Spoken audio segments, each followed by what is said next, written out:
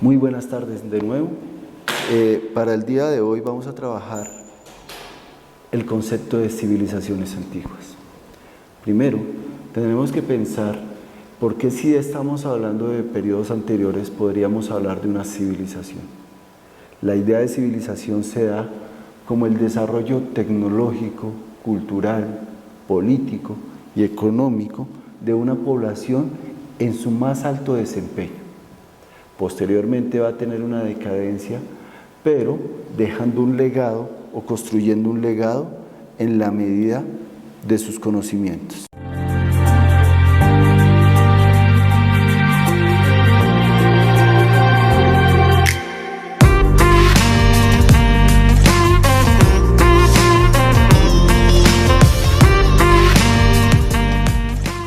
Sabemos que entre las civilizaciones antiguas más importantes vamos a encontrar Mesopotamia. La civilización de los mesopotamios data del 3500 a.C. Uno de sus desarrollos o de sus avances en el sentido de la organización se va a reflejar en unas tablillas de barro encontradas en las cuales reflejaron su escritura cuneiforme.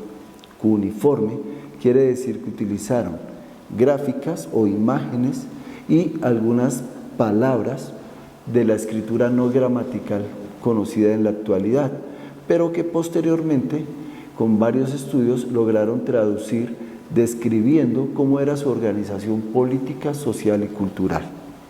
También vamos a tener el nombre de Mesopotamia, en el cual se desarrolla o significa entre dos ríos.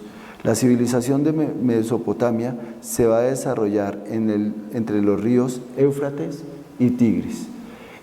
Toda su tecnología, toda su civilización va a estar enfocada a estos dos ríos.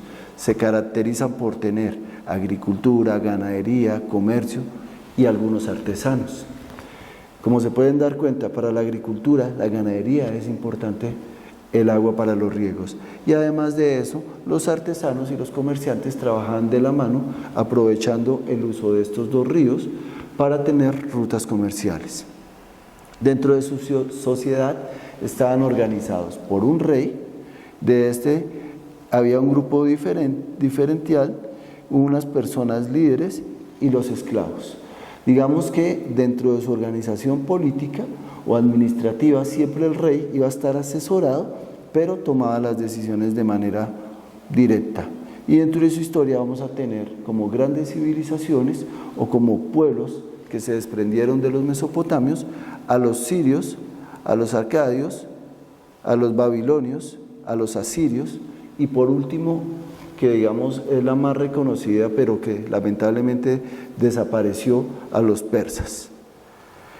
Dentro de sus esculturas y sus artes vamos a tener las matemáticas, en los cuales ellos tenían ya mediciones de lo que era la astrología, y además de eso vamos a tener dentro de su desarrollo las diferentes formas de las ciudades.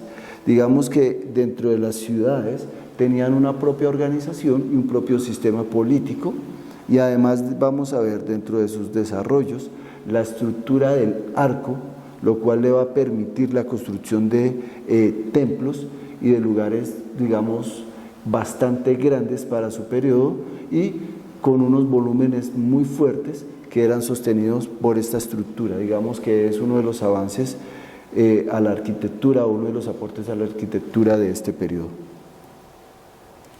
Por otro lado vamos a tener, pues, no menos importante, la civilización de Egipto. ¿Sí? Se va a desarrollar al norte del África, lo mismo, al igual que Mesopotamia, va a depender del río Nilo, dependen de las aguas del río Nilo. Dentro de su sociedad vamos a tener al faraón, el cual contiene todo el poder, y dentro de su pueblo vamos a tener a los escribas, los soldados, ciudadanos y esclavos.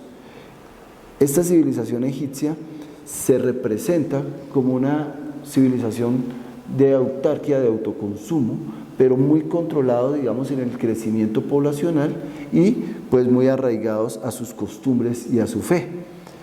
Dentro de la vida cotidiana pues tenían vivienda y alimentos a los cuales ellos trabajaban y había una organización interna para el trabajo para proporcionar dichos recursos.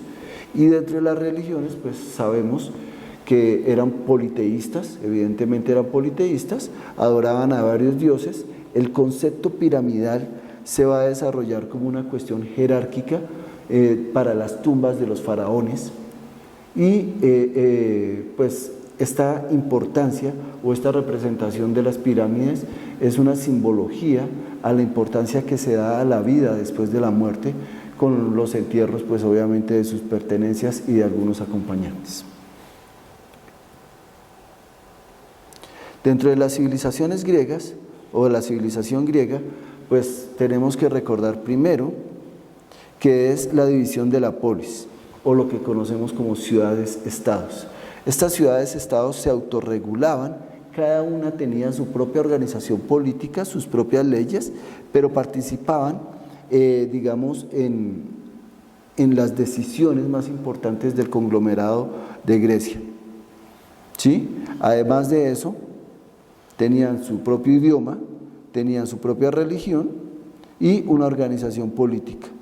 Digamos que para los griegos, nosotros, nuestro legado es muy amplio desde los conceptos pues, de la política, de la filosofía, de las artes, de la escultura y del teatro.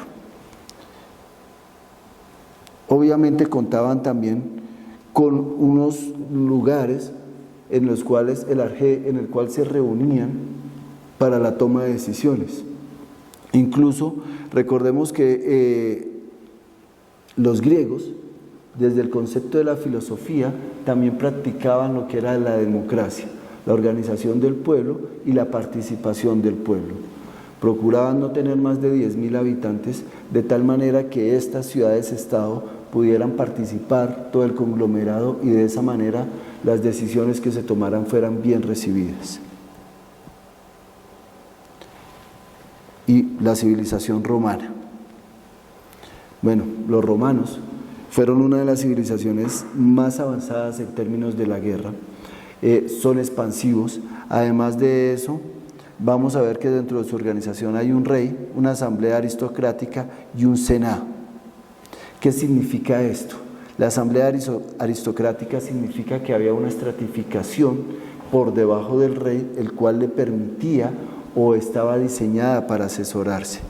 Vamos a tener a los patricios, que eran familias poderosas o que eran protegidas por el mismo reinado y que además de eso debían favores políticos o administrativos al rey, y pues los plebeyos, que por su linaje pues no le permitía acceder, digamos, a los beneficios del reinado. También vamos a tener dentro del periodo de la civilización romana, vamos a tener un periodo en el cual se encamina lo que es la república y otro periodo en el cual va a estar encaminado hacia el imperio. El concepto de la república quiere decir que se había conformado como ciudad-estado, y cuando hablamos del imperio, pues estamos hablando del proceso en el cual Roma va a tener su mayor expansión. Posteriormente, el fin de Roma, desafortunadamente, se da con la caída del imperio, la división del imperio romano en imperio de Oriente y Occidente, y con la caída de Alejandro Magno. Muchísimas gracias, espero sea de su utilidad. Nos vemos en la siguiente sesión.